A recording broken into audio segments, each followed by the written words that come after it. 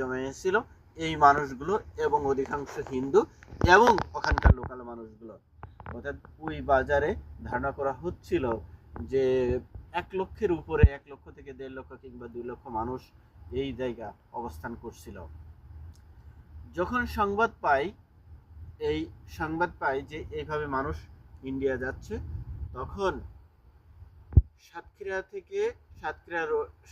খুলনা রাস্তা হয়ে এই পাক বাহিনী রওনা দেয়। এই চুকনগরের ঠিক পাশে আমতলীর ঝাউতলা গ্রাম থেকে তারা শুরু করে ফায়ার। এই ঝাউতলা গ্রামে একজন দরিদ্র কৃষক চিকন আলী মোড়ল নামের একজন কৃষক ওই জায়গায় পাট খেতে কাজ করছিল। যখন পাকিস্তানিরা হামলা করার জন্য, তাকে গুলি করার জন্য উদ্যত হয়, তখন তার হাতে যে মাঠে কাজ করছিল যে কাঁচি ছিল, সে কাঁচি ছুঁড়ে মারে পাকিস্তানিদের গায়ে। তখন তাকে সঙ্গে সঙ্গে সেখানে গুলি করে হত্যা করা হয়। এই গুলি দিয়ে শুরু হয়। সেখান থেকে গুলি করতে করতে, অর্থাৎ যেখানে আপনি চিন্তা করা যায় যে যেখানে 1.5 থেকে 2 লক্ষ মানুষ আছে, সেই জায়গা এক ট্রাক এবং এক